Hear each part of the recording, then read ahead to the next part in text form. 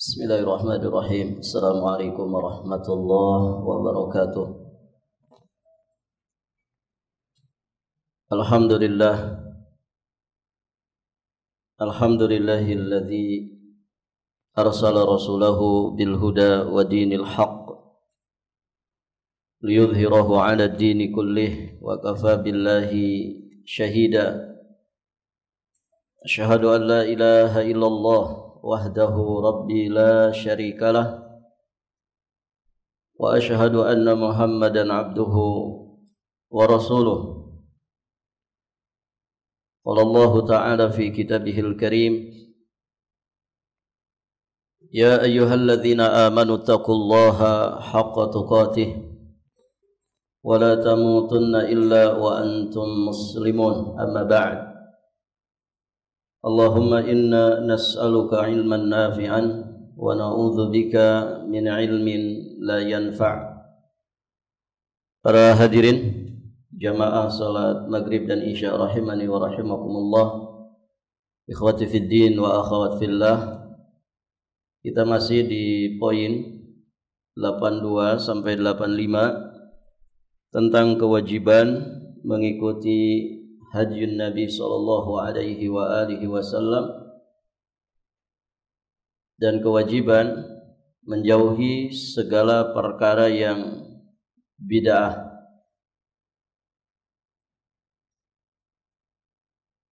Taib, para jamaah yang dirahmati Allah, 4 hadis disampaikan oleh muallif hafizahullahu taala dengan 19 faidahnya.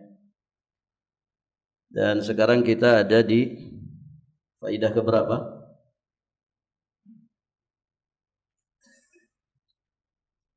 Sekarang faidah ke-12, 13. Baik, para jamaah yang dirahmati Allah, faidah yang ke-13 dari hadis-hadis tentang kewajiban mengikuti sunnah dan menjauhi bid'ah. Qala hafizahullahu ta'ala, sunnah merupakan solusi dari semua perselisihan yang disebutkan di poin ke-12. Jadi sunnah sebagai jalan keluar dari perselisihan tersebut. Demikian juga perjalanan para sahabat Nabi sallallahu alaihi wa alihi wasallam. Jadi perselisihan di dalam agama, baik terkait dengan manhaj, terkait dengan akidah, maka solusinya adalah sunnah Nabi dan sunnahnya para sahabat. Karena Nabi sallallahu alaihi wa alihi wasallam telah mengiringi atau mengkaitkan sunnah beliau dengan sunnahnya khulafa ar-rasyidin. Khulafa ar-rasyidin maksudnya adalah Abu Bakar, Umar, Utsman dan Ali. Mereka ini para tokoh pembesar para sahabat Nabi sallallahu alaihi wa alihi wasallam. Mereka juga as-sabiqun al-awwalun. Baik, para hadirin jamaah yang dirahmati Allah. Mereka inilah yang mewakili dan sebagai ketuanya para sahabat. Jadi tokoh para sahabat ya khulafaur rasyidin. Di mana di dalam hadis-hadis tentang perselisihan dan perpecahan umat, Nabi sallallahu alaihi wa alihi wasallam menamakannya dengan al-jamaah. Al-jamaah, yakni jamaahnya para sahabat. Baik, para jamaah. Di riwayat Imam At-Tirmidzi dan juga Imam Al-Hakim terdapat tafsir dari lafaz al-jamaah. Ya, di dalam riwayat tersebut Nabi sallallahu alaihi wa alihi wasallam menegaskan bahwa yang dimaksud dengan jamaah itu adalah ma ana alaihi wa ashabi, yang aku bersama para sahabatku berada di atasnya, yakni di jalan tersebut. Jadi orang itu dikatakan berjamaah ya ketika dia berada di atas jalannya Rasulullah dan jalannya para sahabat Nabi sallallahu alaihi wa alihi wasallam. Tidak boleh kita berjamaah kecuali di atas jalan ini. Taib. Maka siapapun yang berada di atas jalan ini sejatinya dia adalah jamaah. Walau qillat as-salikin, walaupun sedikit orang yang menempuhnya. Bahkan dikatakan oleh para ulama, hatta kita sendirian, kalau kita berada di atas jalannya Rasulullah, berada di atas jalannya para sahabat, maka kita dikatakan sebagai al-jamaah. Baik, para jamaah. Yang berikutnya, faidah yang ke-14. Wajib bagi kita berpegang sekuat-kuatnya dengan manhaj tersebut. Bahkan Nabi sallallahu alaihi wasallam menggambarkan atau mengungkapkan hal tersebut dengan sabdanya, "Addu 'alaiha bin nawajid." Gigitlah dia dengan gigi gerahammu.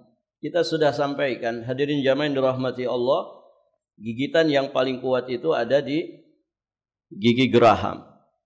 Ya, maka fungsi geraham itu untuk apa? Ada dokter gigi di sini?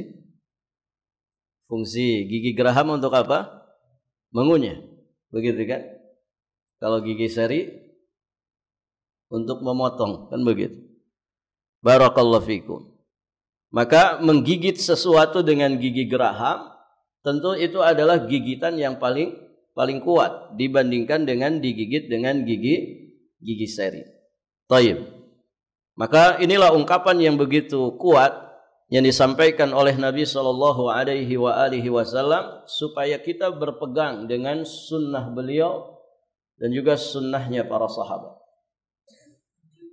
Faidah yang ke-15. Baik, para jamaah yang dirahmati Allah. Tentang iftirakul ummah, sebelum kita lanjut, di sini beliau memberikan footnote tentang hadis iftirakul ummah ma ana alaihi al-yawm wa ashabi. Nanti ada di poin 145 ya. Hadis tentang perpecahan kaum muslimin itu nanti ada pembahasannya di poin ke-145. Intinya bahwa hadis tentang perpecahan umat itu adalah sahih. Karena ada nanti sebagian orang yang menganggapnya sebagai hadis dhaif, dan nanti oleh penulis dibantah di pembahasan kalau tidak salah di poin 145. Nah, sekarang kan kita masih di poin 80 sekian.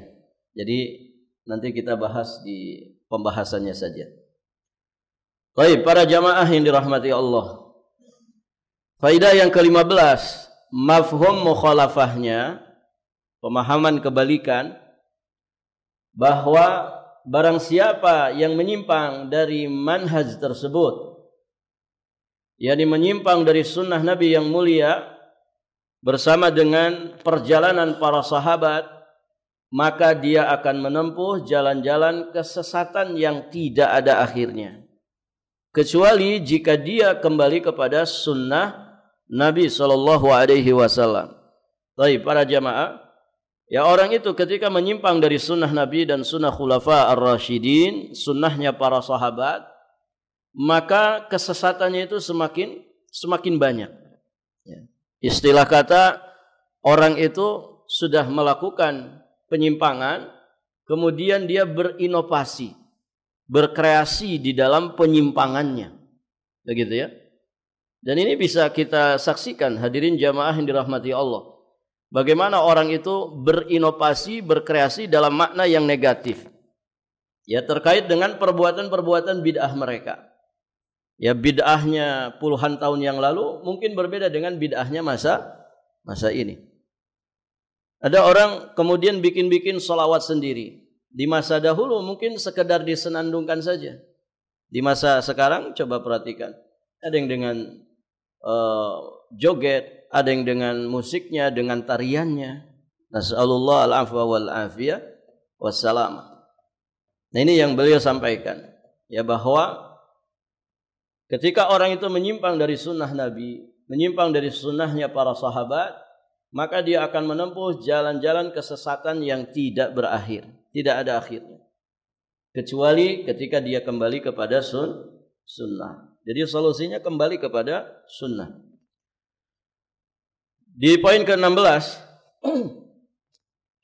bahwa hukum asal ibadah itu terlarang sampai datang keterangan dari Allah dan Rasul-Nya yang membolehkannya, baik perintah wajib maupun perintah sunnah. Al-aslu fil ibadah at-tahrim atau al-haram.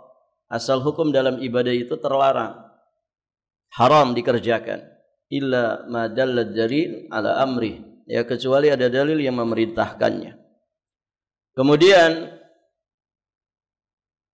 faidah yang ke-17, bahwa setiap bid'ah itu maksiat, namun tidak sebaliknya. Tidak setiap maksiat itu bid'ah, tapi setiap kebid'ahan pasti maksiat.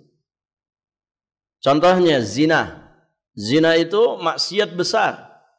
Akan tetapi zina tidak dikatakan sebagai bid'ah. Sedangkan peringatan maulid itu pasti bid'ah, sekaligus juga maksiat. Baik, para jamaah yang dirahmati Allah. Nah, perbuatan maksiat itu bisa menjadi bid'ah ketika maksiat tersebut dijadikan sebagai upacara peribadatan. Ya, orang bermusik, hadirin jamaah yang dirahmati Allah, bernyanyi, menari, bermusik, pada dasarnya itu maksiat. Taib. Tapi ketika musik, kemudian nyanyian dan tarian ini dijadikan ritual ibadah, dia dijadikan sebagai bentuk taqarrub kepada Allah Subhanahu wa taala versinya mereka, maka ya kemaksiatan tersebut berubah statusnya menjadi kebid'ahan. Sudah maksiat sekaligus juga menjadi bid'ah. Baik, para jamaah yang dirahmati Allah. Kemudian faidah yang ke-18, syarat diterimanya amal ibadah wajib mengikuti dua hal. Yang pertama, as-sunnah, ittiba'us sunnah, mengikuti sunnah Nabi sallallahu alaihi wasallam. Kemudian yang kedua, ikhlas lillahi ta'ala, ikhlas karena Allah Subhanahu wa ta'ala. Dan inilah dua syarat diterimanya amal. Dan banyak sekali dalil-dalil yang menunjukkan tentang itu. Baik, para jamaah, dan dua perkara ini sejatinya adalah kandungan daripada dua kalimat syahadat. Syahadat la ilaha illallah itu adalah mengandung makna daripada ikhlas. Kemudian syahadat Muhammad Rasulullah terkandung di dalamnya makna dari ittiba'us sunnah. Kemudian faidah terakhir yang ke-19, tercelaknya ahli bid'ah sebagai penentang syariat dan kewajiban mentahdzirnya, yakni memperingati manusia dari kejahatannya dan juga kewajiban wajib bagi kita untuk menjauhinya. Bacalah hukum-hukum bid'ah dan ahli bid'ah dalam kitab Al-I'tisam oleh Imam Asy-Syatibi. Baik, para jamaah, di footnote nomor 186 di sini ada faedah yang penting kita perhatikan tentang siapa sebetulnya ahli bid'ah. Orang dikatakan ahli bid'ah itu mereka yang tetap mengerjakan bid'ah sesudah ditegakkannya hujah atas mereka, baik bid'ah i'tiqadiyah terkait dengan keyakinan ataupun bid'ah amaliyah terkait dengan perbuatan. Akan tetapi mereka tetap istiqamah dengan bid'ahnya, maka mereka inilah yang dinamakan sebagai ahli bid'ah. Baik, berarti yang sekedar ikut-ikutan bagaimana? Ada yang sekedar ikut-ikutan, ikhwan? Ada. Kebanyakannya mungkin sekedar ikut-ikutan. Dia nggak pernah ngerti ini acara apa. Dia ngikutin saja. Orang melakukan, rame-rame dia pun melakukan. Dia tidak ngerti dalilnya apa, begitu ya, dari kebid'ahannya itu. Baik. Dan dia tidak menyerukan manusia untuk melakukannya. Nah, ini tentu berbeda. Orang yang amaliyahnya bid'ah dengan ahli bid'ah itu berbeda. Nah, ahli bid'ah itu orang yang memang tetap mengerjakan bid'ah walaupun dia sudah ditegakkan hujah atas dirinya. Sudah disampaikan dalil bahwa yang seperti ini bid'ah. Dalilnya disampaikan dan dia paham. Dia mengerti itu. Baik, para jamaah yang dirahmati Allah. Namun tetap saja dia melakukannya, bahkan menyeru manusia ya untuk sama-sama melakukannya. Nah, yang seperti ini ahli bid'ah. Baik, para jamaah yang dirahmati Allah. Nanti di dalam menyikapinya pun tentu berbeda. Berikutnya kita akan masuk poin yang baru, poin yang ke-86, masih berkaitan al-iman bi Rasulillah sallallahu alaihi wa alihi wasallam. Di antara cakupan iman kepada Rasulullah tidak berdusta atas nama beliau sallallahu alaihi wa alihi wasallam. Kemudian beliau syarah poin ini bahwa berdusta atas nama Nabi tidaklah sama dengan berdusta kepada orang lain. Berbohong atas nama Nabi akan menjadikannya sebagai sebuah syariat yang kemudian akan diikuti oleh manusia. Nah, ini di sini letak bahayanya berdusta atas nama Nabi. Karena yang dia bawa nama Rasulullah. Tentu orang itu akan percaya ketika yang disebut oleh dirinya adalah nama Rasulullah sallallahu alaihi wasallam. Orang yang mendengarnya kemudian akan menganggap, oh iya berarti ini beneran dari Nabi sallallahu alaihi wasallam. Akhirnya dijadikan syariat, dijadikan sebagai keyakinan, dijadikan sebagai amaliyah, dijadikan sebagai syariat. Nah, ini bahayanya berdusta atas nama Rasulullah sallallahu alaihi wasallam. Oleh karena demikian besarnya masalah berbohong atas nama Nabi sallallahu alaihi wasallam, maka saya bawakan beberapa buah hadis sahih mutawatir dari sabda suci Nabi sallallahu alaihi wasallam yang telah menjelaskan kepada kita akan ancaman yang sangat besar dan mengerikan kepada setiap orang yang berbohong atas nama Nabi sallallahu alaihi wasallam. Ada sekitar 10 hadis yang beliau bawakan, yakni hadis mutawatir tentang ancaman berdusta atas nama Rasulullah sallallahu alaihi wasallam, menunjukkan bahwa ini perkara besar yang mesti kita waspadai. Hadis pertama dari sahabat yang mulia Abi Hurairah radhiyallahu taala anhu. Beliau berkata Rasulullah sallallahu alaihi wasallam bersabda, hadis sahih riwayat Imam Al-Bukhari, Imam Muslim dan selain keduanya. Kata Nabi, man kadzaba alayya muta'ammidan falyatabawwa maq'adahu minan nar. Barang siapa yang berdosa atasku dengan sengaja, maka hendaklah dia mengambil tempat tinggalnya di neraka. Ini hadisnya mirip-mirip ya. Hadis kedua masih dari jalan Abu Hurairah radhiyallahu taala anhu, riwayat Imam Ahmad dan Ibnu Majah. Nabi bersabda, man taqawwala alayya ma lam aqul falyatabawwa maq'adahu minan nar. Barang siapa yang membuat perkataan atas namaku yang tidak pernah aku katakan, maka hendaklah dia mengambil tempat tinggalnya di neraka. Lihat, ancamannya semua neraka. Maq'adahu minan nar. Salah satu di antara ciri dosa besar adalah ketika terancam oleh neraka. Disebutkan ancamannya neraka, atau disebutkan laknat atas perbuatan tersebut.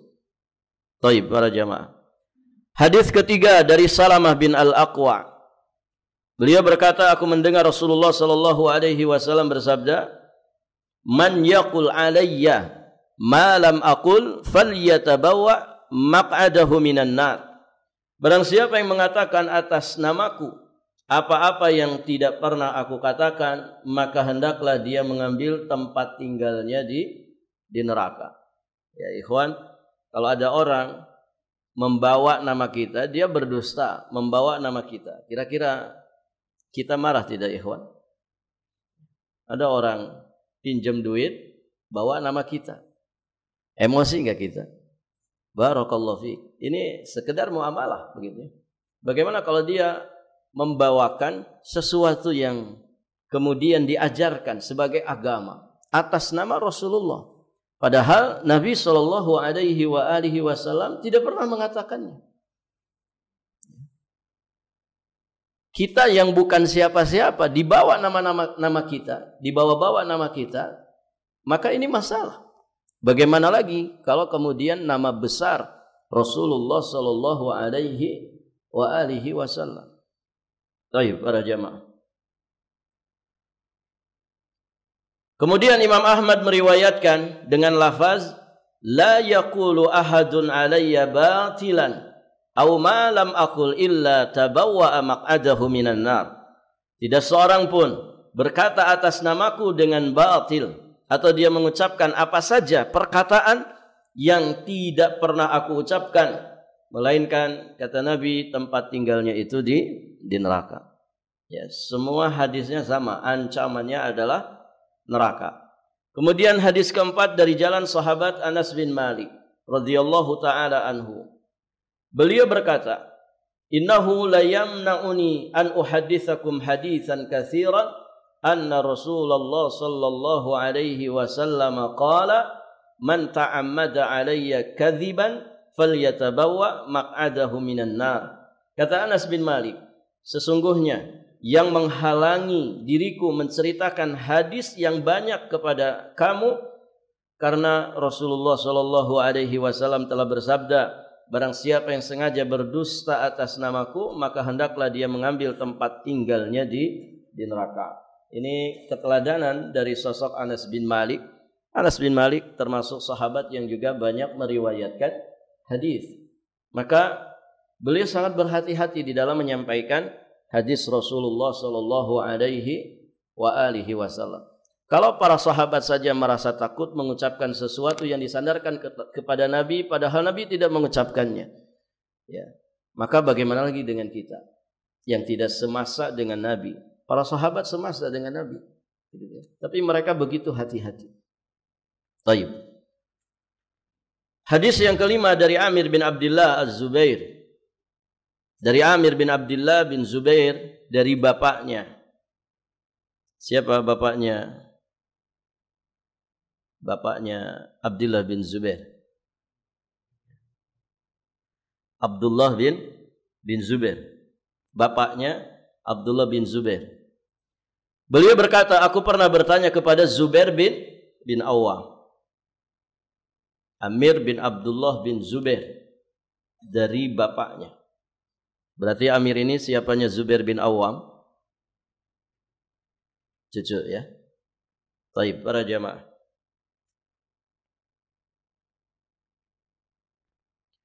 Beliau berkata, aku pernah bertanya kepada Zubair bin Awwam, mengapa aku tidak pernah mendengar engkau menceritakan hadis yang banyak dari Rasulullah sallallahu alaihi wasallam sebagaimana aku mendengar dari Abdullah bin Mas'ud dan fulan serta fulan. Maka kemudian beliau menjawab, ama inni lam ufarikhu mundu aslamtu walakinni sami'tu minhu kalimatan yaqulu man kadzaba alayya muta'ammidan falyatabawwa maq'adahu minan nar. Rawahu Al-Bukhari. Zubair bin Awwam beliau menjawab, adapun aku tidak berpisah dari Rasulullah sallallahu alaihi wasallam sejak aku masuk Islam. Akan tetapi aku pernah mendengar dari beliau satu kalimat, yakni sabda beliau, barang siapa yang berdusta atas namaku dengan sengaja, maka hendaklah dia mengambil tempat tinggalnya di neraka. Ini kehati-hatian Zubair bin Awam. Hadirin jamaah yang dirahmati Allah, padahal semenjak beliau berislam, ya, masuk ke dalam dinul Islam, beliau tidak pernah berpisah dengan Rasulullah sallallahu alaihi wa alihi wasallam. Baik. Dua riwayat di atas dari dua orang sahabat, yakni Anas bin Malik dan Zubair bin Awam, menunjukkan betapa sangat hati-hatinya para sahabat di dalam meriwayatkan hadis-hadis Nabi sallallahu alaihi wasallam dan segala sesuatu yang disandarkan kepada beliau. Ini keteladanan para sahabat. Berikutnya hadis ke-6 dari Abdullah bin Amr qala anna Nabiy sallallahu alaihi wasallam qala ballighu anni walau ayah wa hadithu an bani Israila wala haraj wa man kadzaba alayya muta'ammidan falyatabawwa maq'adahu minan nar.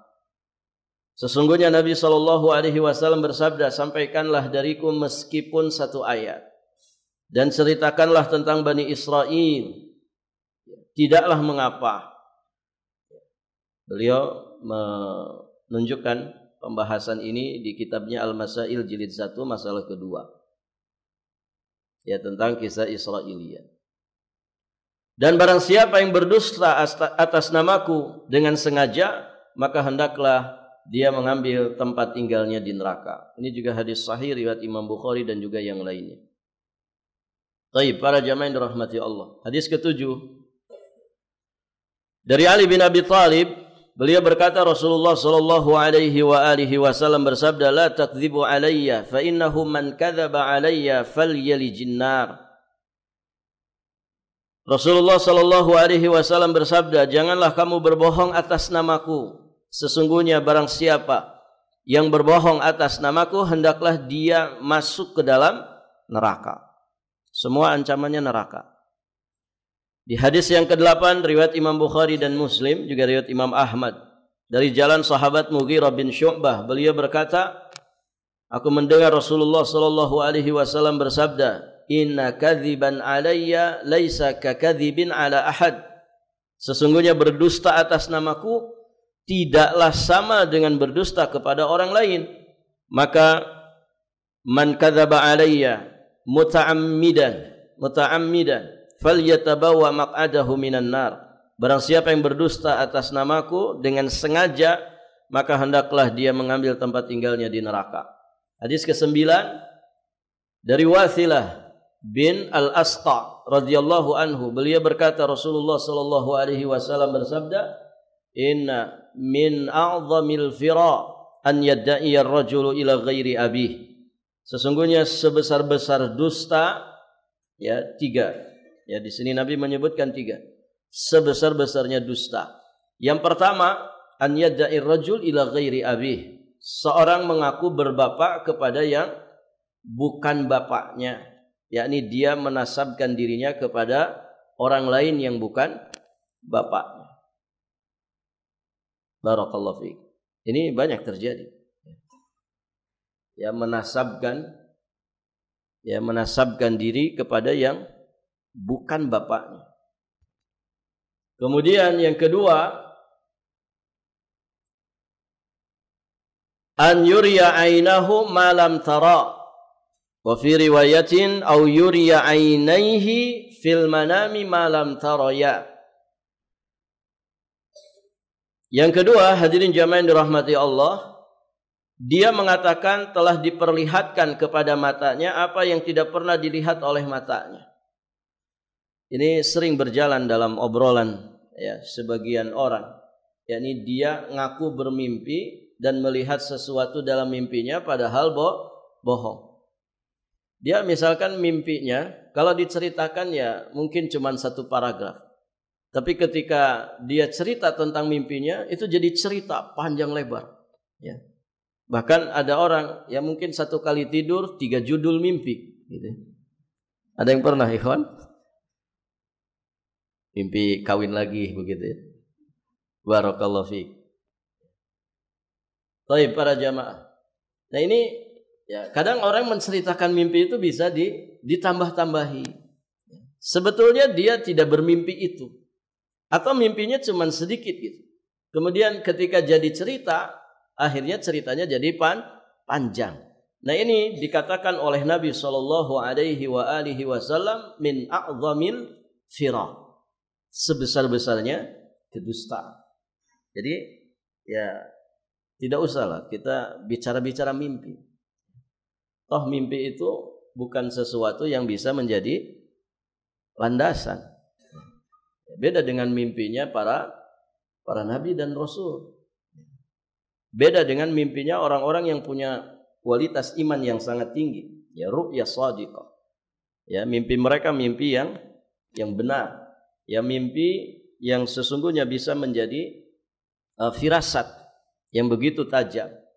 Jadi kalau kita ikhwati fiddin, bisa jadi mimpi kita itu banyaknya dari setan. Apa buktinya? Buktinya sebelum tidur nggak baca doa. Sebelum tidur nonton YouTube, ya. Akhirnya ketiduran.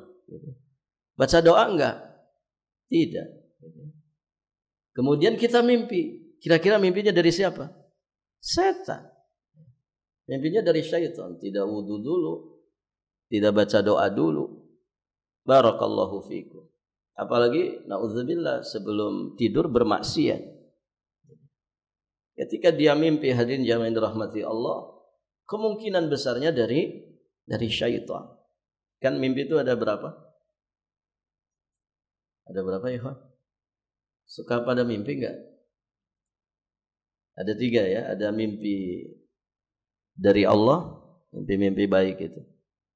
Yang kedua, ada mimpi buruk, itu dari syaitan. Kemudian ada mimpi yang sifatnya bunga tidur saja, gitu ya. Antum bikin sesuatu sebelum tidur, gitu ya. Kalau ibu-ibu misalkan masak sebelum tidur, nah, kemudian mimpi bikin masakan enak sekali, nah, itu bunga tidur, gitu ya. Terkadang sesuatu yang kita kerjakan begitu fokus di sore hari atau menjelang tidur atau mungkin di hari itu, kemudian ke bawah tidur. Barakallahu fikum. Kadang ngigo itu kan sesuai dengan kebiasaan. Pernah lihat anak tahfiz ngigonya? Ngigonya baca Quran, Masya Allah. Jadi penyanyi ngigonya apa? Nyanyi. Gitu. Baik, para jamaah yang dirahmati Allah. Nah, itu bunga-bunga tidur. Baik. Di riwayat yang lain, atau dia mengatakan telah diperlihatkan kepada kedua matanya di dalam tidur, yakni di dalam mimpi, apa yang tidak dilihat oleh kedua matanya. Maksudnya apa? Dia berbohong, mengatakan bahwa dia bermimpi melihat ini, melihat itu, padahal tidak pernah melihat. Kemudian sebesar-besar kedustaan yang ketiga adalah dia mengatasnamakan Rasulullah apa-apa yang tidak pernah beliau sabdakan. Nah, ini jelas ya merupakan a'zam al-fira, ya sebesar-besarnya kedustaan. Terakhir, hadis yang ke-10 dari Abi Bakar bin Salim, dari bapaknya, dari kakeknya. Beliau berkata, Rasulullah sallallahu alaihi wasallam bersabda, "Innal ladzi yakdzibu alayya yubna lahu baitun finnar." Sesungguhnya orang yang berdusta atas namaku akan dibangunkan untuknya sebuah rumah di neraka. Baik, para hadirin jamaah yang dirahmati Allah Subhanahu wa taala, bisa dikatakan 9 hadis semuanya menjelaskan tentang ancaman berdusta atas nama Rasulullah sallallahu alaihi wasallam dengan api neraka, ya. Kemudian satu hadis tadi dinyatakan orang yang berdusta atas nama Nabi itu termasuk a'zam al-fira, ya sebesar-besarnya kedustaan. Tentu hadis-hadis tersebut menjadi peringatan keras ya bagi siapapun, ya terkhusus bagi kaum muslimin untuk berhati-hati, jangan sampai kita membawakan sesuatu kemudian diatasnamakan Rasulullah Shallallahu Alaihi Wasallam kecuali kita sudah meyakininya, ya, bisa memastikan bahwa ya kalimat tersebut benar-benar berasal dari Nabi Shallallahu Alaihi Wasallam. Barakallahu fikum. Sudah masuk waktu ya? Sudah masuk kan? Baik para jamaah, kita azan aja dulu, silakan. Bismillahirrahmanirrahim. Wassalatu wassalamu ala Rasulillah amma ba'd. Baik para jamaah, itu tadi kita sudah bacakan 10 hadis tentang ancaman berdusta atas nama Rasulullah sallallahu alaihi wasallam. Dan tentu ini menjadikan kita semestinya berhati-hati.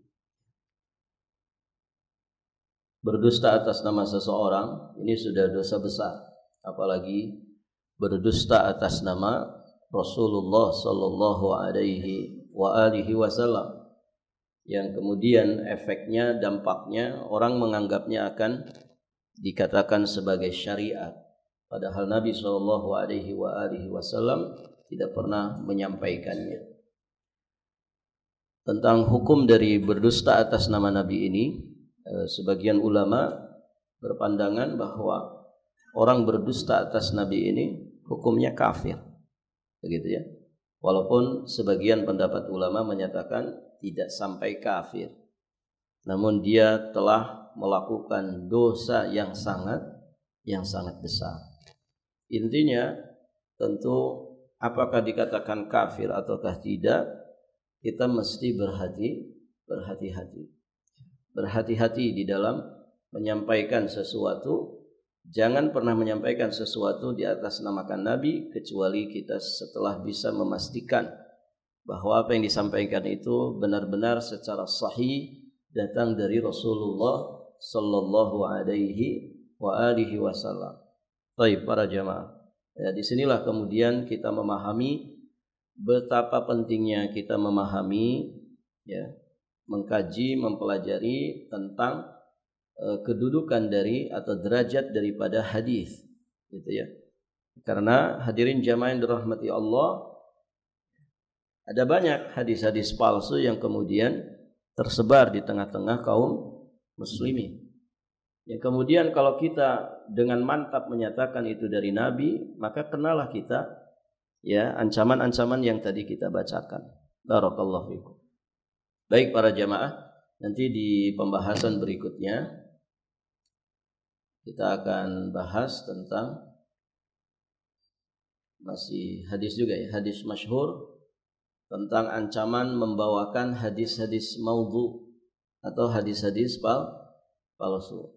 Karena orang memalsukan hadis tentu banyak kepentingannya, ya, banyak tujuannya. Yang sering memalsukan hadis itu adalah tukang obat, gitu. Dia ingin melariskan dagangannya. Ya, dianggap bahwa siapa yang makan obat ini dia akan begini, akan begini. Kemudian dia bawakan, ya, ungkapan-ungkapan tertentu yang mungkin pakai bahasa Arab. Kemudian dia sandarkan ungkapan itu kepada Nabi, padahal ya itu adalah maudhu, palsu. Ya, tidak ada asal usulnya sama sekali. Nah, ini juga ancamannya sangat besar. Nanti akan kita bahas insyaallah taala di kesempatan berikutnya biidznillah. Baik, kita akhiri sampai di sini. Kita tutup dengan doa kafaratul majlis. Subhanakallahumma bihamdik asyhadu an la ilaha illa anta astaghfiruka wa atubu ilaik. Hadanallah wa iyyakum ajma'in. Wallahul muwaffiq ila aqwamit thoriq. Al-'afwu minkum. Wassalamu alaikum warahmatullahi wabarakatuh.